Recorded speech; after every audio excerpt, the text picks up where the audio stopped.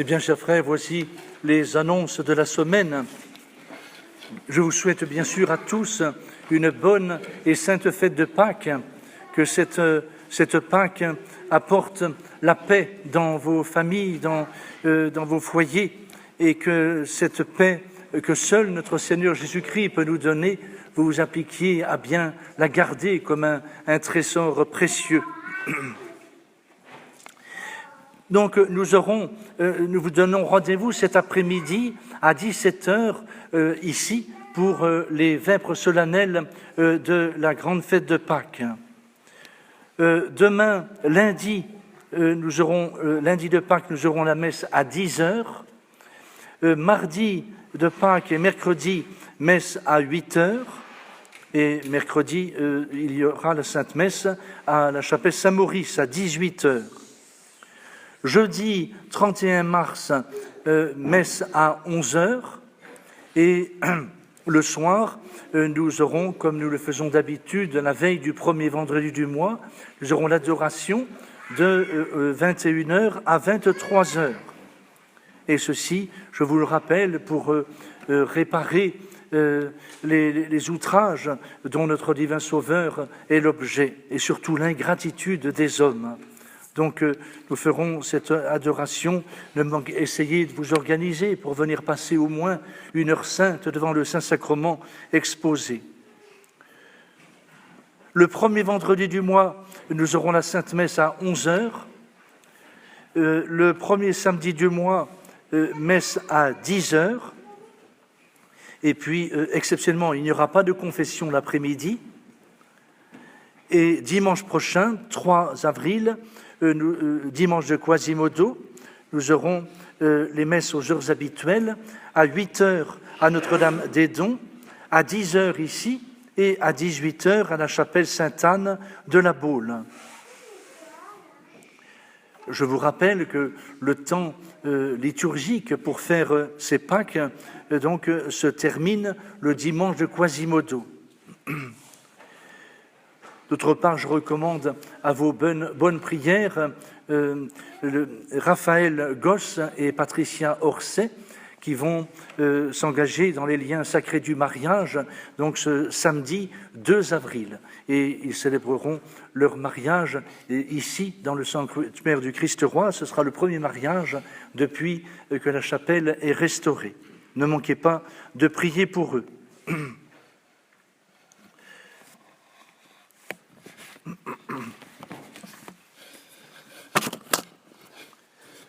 Au nom du Père et du Fils et du Saint-Esprit, ainsi soit-il.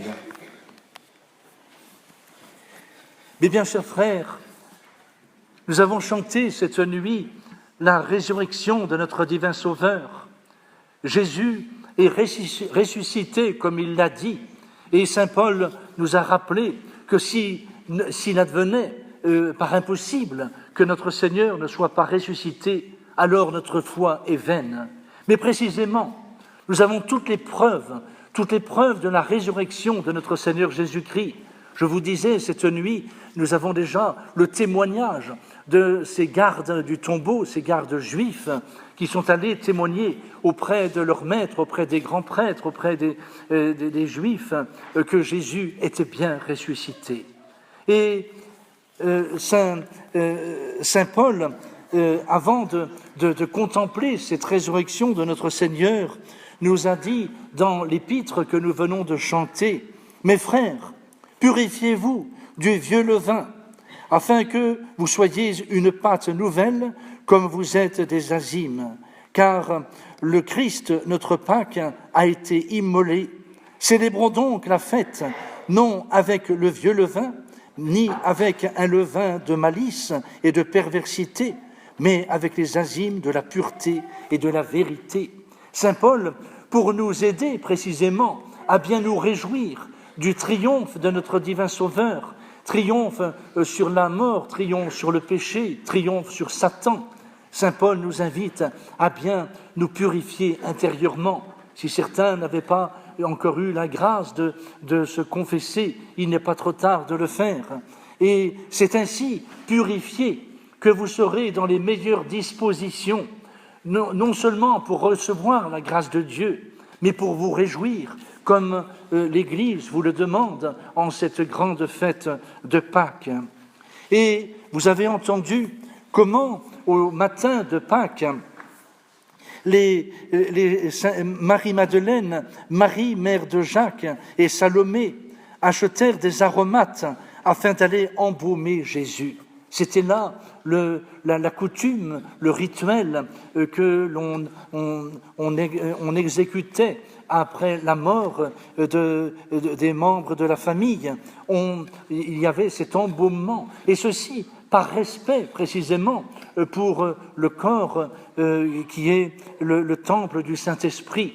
Mais là, il s'agit de notre divin Sauveur, et on peut comprendre avec quel zèle, avec quel soin ces saintes femmes se disposent à aller s'acquitter de ce devoir de piété à l'égard de notre divin Sauveur. Et la Sainte Écriture nous précise que de grand matin, elles arrivèrent au sépulcre, le soleil étant déjà levé. Elles se disaient entre elles, qui nous ôtera la pierre qui ferme l'entrée du sépulcre? Il faut savoir que les amis de Jésus avaient roulé une pierre très pesante pour fermer l'entrée du tombeau de Saint Joseph d'Arimathie, ce tombeau neuf que Saint Joseph d'Arimathie avait mis à la disposition de Jésus. Et donc elles s'inquiètent, et levant les yeux, elles aperçurent que la pierre avait été roulée de côté, et elle était en effet fort grande. Et entrant alors dans le sépulcre, elles virent un jeune homme assis à droite, vêtu d'une robe blanche, et elles furent saisies d'épouvante. Mais il leur dit, « Ne vous effrayez pas, vous cherchez Jésus de Nazareth, qui a été crucifié. Il est ressuscité et il n'est point ici.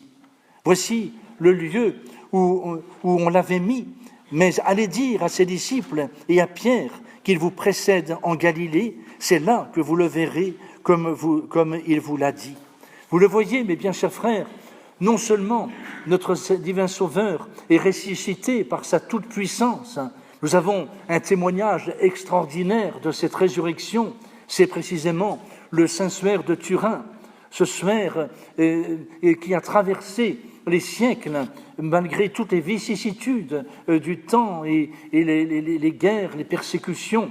Ce Saint-Suaire est arrivé jusqu'à nous. Et ce Saint-Suaire est la preuve incontournable de la résurrection de notre Seigneur Jésus-Christ. Tous les savants, les scientifiques qui se sont penchés sur cette précieuse relique sont unanimes pour affirmer que ce suaire a enveloppé le corps d'un supplicié.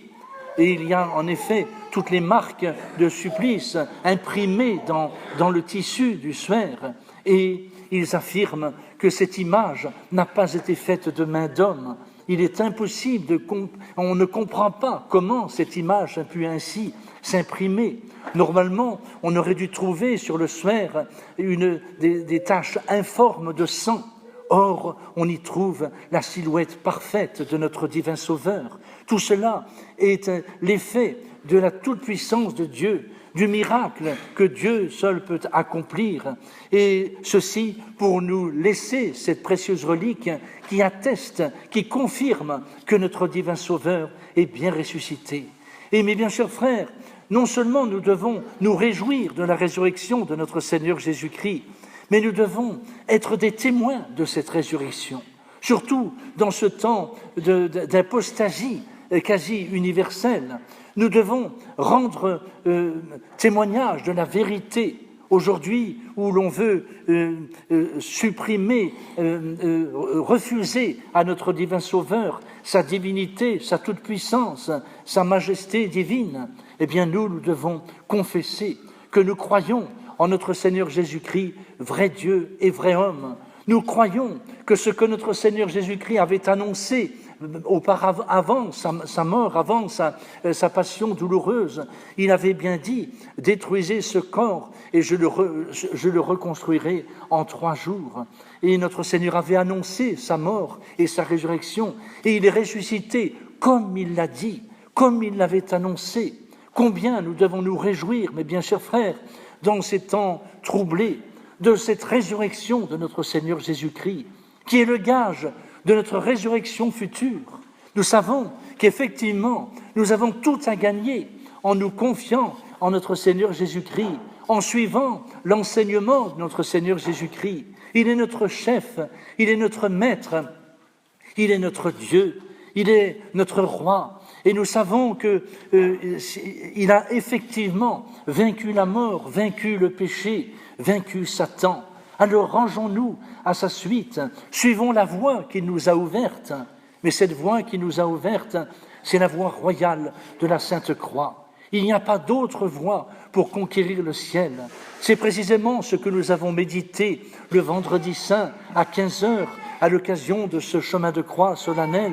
Nous nous sommes rappelés que nous devions nous-mêmes suivre Jésus sur le chemin de la croix, que nous devions nous-mêmes embrasser la croix, parce que c'est le précieux témoignage de notre rédemption, et nous savons que c'est par la croix que nous pourrons être sauvés. Alors, mes bien chers frères, demandons aux saintes femmes qui ont cru en la parole de l'ange, demandons-leur d'être nous-mêmes des témoins. Vous avez remarqué comment le bon Dieu, dans son ineffable bonté, a permis, a récompensé en quelque sorte ces saintes femmes en leur demandant d'être comme des ambassadrices auprès des apôtres. Allez dire à Pierre et à ses disciples qu'ils vous précèdent en Galilée. Les saintes femmes, donc, sont chargées de cette mission, d'aller prévenir les apôtres, eux qui sont dans la terreur après tous ces événements du vendredi saint. Ils ne savent plus que penser, ils sont sur le bord de l'apostasie, et ils vont se ressaisir grâce au témoignage de ces saintes femmes et grâce aux apparitions que notre Seigneur va opérer par sa toute-puissance auprès de ses amis. Alors, mes bien chers frères, en conclusion, nous n'avons pas le droit, en cette fête de Pâques, d'entretenir quelque tristesse dans nos cœurs. Réjouissons-nous de ce triomphe de notre divin Sauveur. Réjouissons-nous de ce que notre Seigneur ait payé à notre place la dette due au péché. Nous étions incapables de réparer l'offense faite à la majesté de Dieu. Notre Seigneur l'a accompli. Combien cette nouvelle doit nous réjouir le cœur, alors que nous étions irrémédiablement perdus. Nous savons que maintenant, nous pouvons prétendre un jour aller conquérir le ciel grâce au mérite de notre divin Sauveur. Eh bien, soyez bien zélés, généreux, mes bien chers frères,